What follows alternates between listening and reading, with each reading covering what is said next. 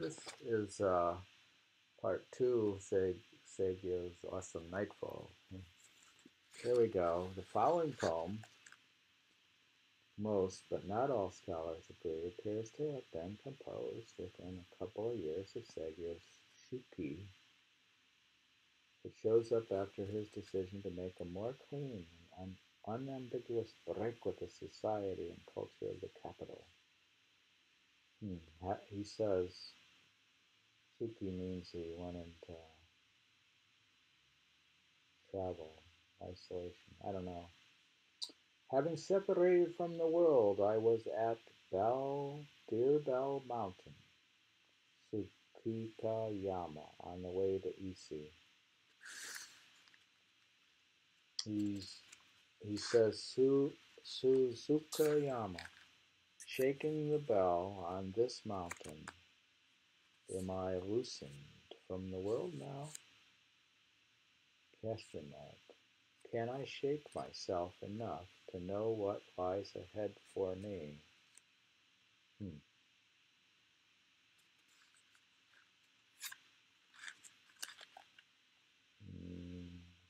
Number system here. 796 or 1611. He says, this is a famous poem at the Deer Bell Mountain. He says, Deer Bell Mountain is Suzukayama. He says, shaking the bell, I'm this mountain. Am I loosened from the world now? Can I shake myself enough to know what lies ahead for me? There is an intensity in this inquiry about the need to go strongly up against all that holds one to older, well-grooved patterns of life.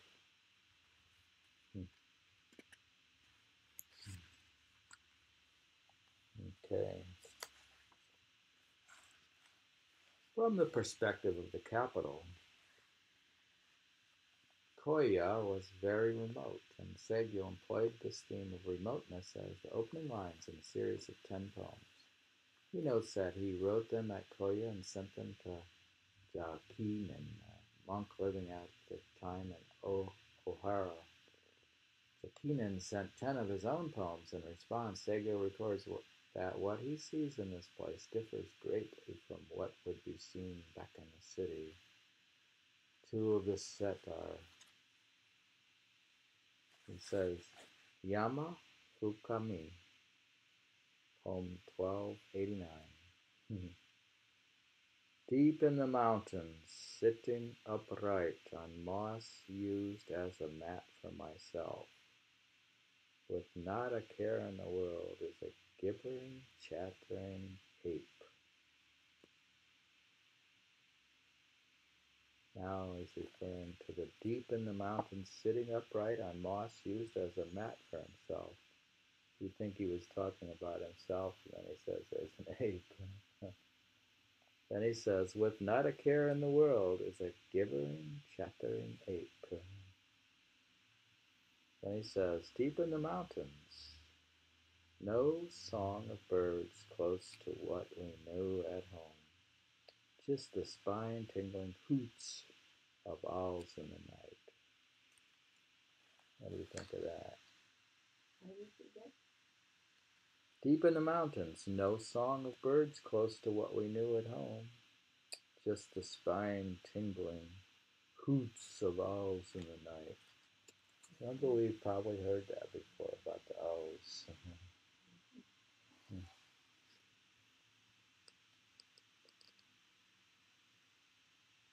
The spine tingling. Hoots. What's hoots? Hoots are the noises. The hoots of an owl are hoo, hoo. Oh. You know, hoots. It's an onomatopoeic word. How do you spell that? Hoots. Hoot.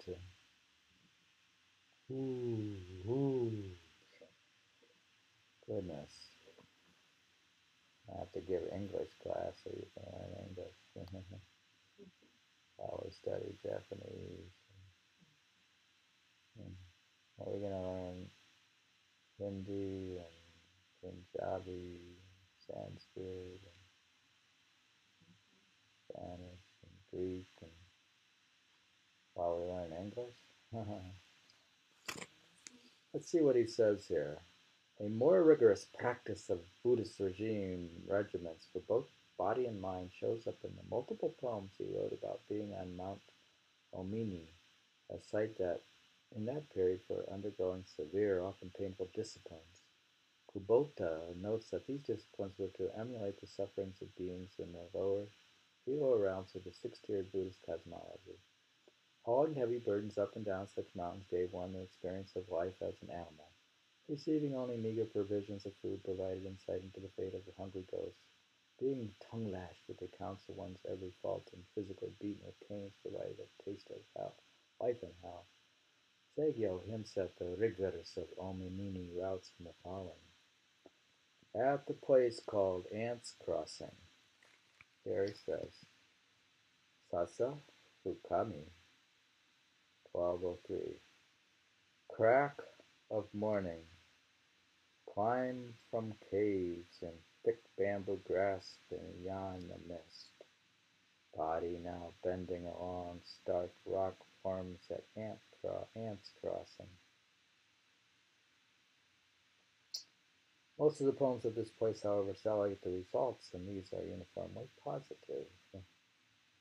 Some of Saigyo's splendid poems about the moon and the increasing clarity of his own mind seem to flow directly from the austerities undertaken at this point in his life.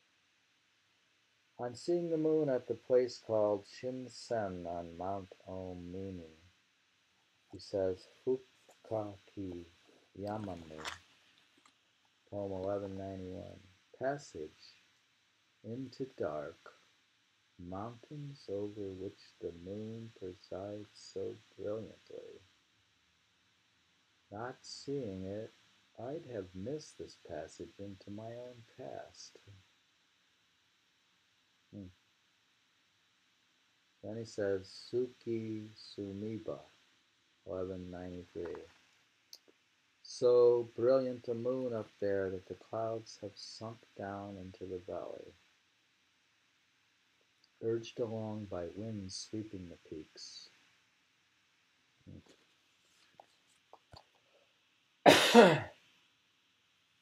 Here he says, I was on a pilgrimage to Mount Mitsu province in the northeast for a spiritual discipline and stopped at what had been the checkpoint at Surakawa. Now with a dilapidated roof, the building let the moon's beam shine right inside. Curiously and beautifully so, I recalled the phrase, breezes of autumn, in a poem by the monk Noan, written at this same location. It is a place replete with tokens of the past and many memories. I added my own part by writing the following poem and fastening it to a pillow on this structure. It's funny how Basho, this is like travel poetry. Here he travels and writes a poem. And here he recalls a poem by Noan and writes a poem. Whereas Basho would do the same thing. He would travel, write a little comment, and write a poem and say he was thinking of Saigyo. Right? Did So, you read that? Which part? this poem says, Sirakawa no, 1213. The guardhouse at famed Surakawa Gate, now ruined, lets the moon filter in. Its shaft is like having another staying here. Now the moon is slipping in.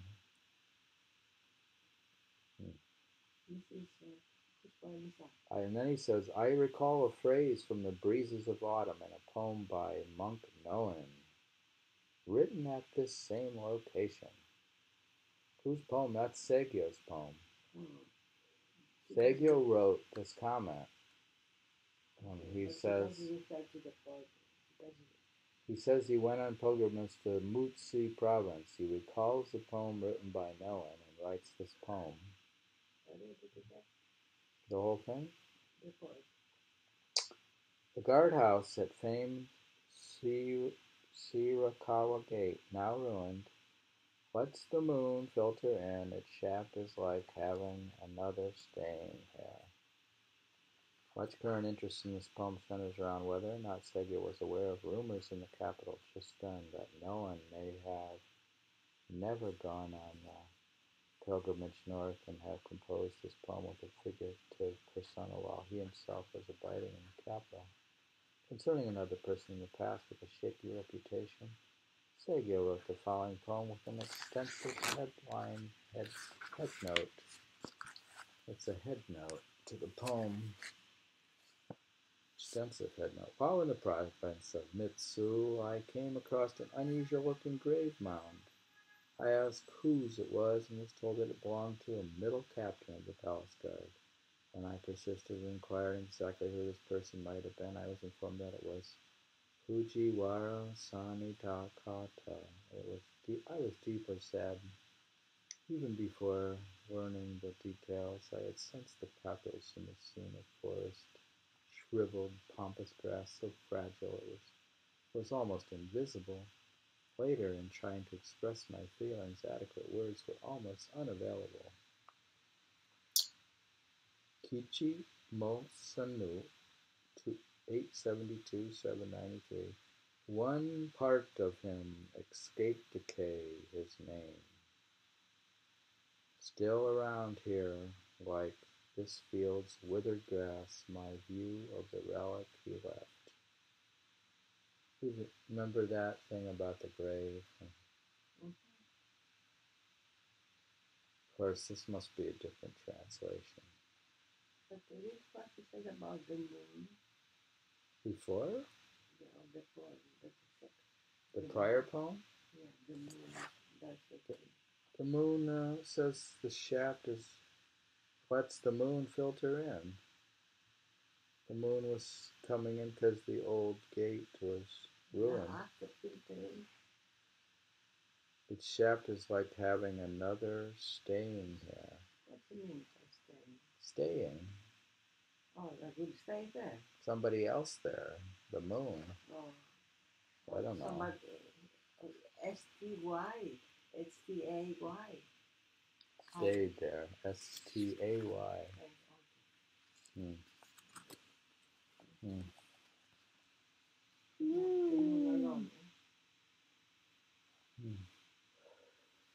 On the occasion when the remains of retired Emperor Toba were being escorted to this place of entombment, he says,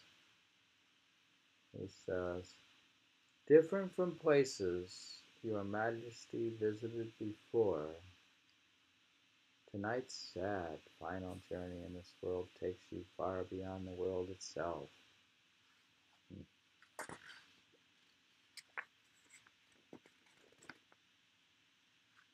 Oh, presides the what? No. Alright. After retired Emperor Sutoki, he was like a court poet in the beginning. Gone too soon, and not much was heard in society any longer about poetry. I wrote the following and sent it to the monk Jakinen. He writes, Koto no Hano, 1317. Grievous fate to find you come to live at that juncture in time, when gatherings of refined poets just a custom just become extinct. Hmm. Hmm. The custom of refined poets gathering become extinct. Mm-hmm. Perhaps Seigyo's concern here was compounded by the fact that he only recently had been receiving increased attention for his own verse. Well, But Cindy was so early already. hmm.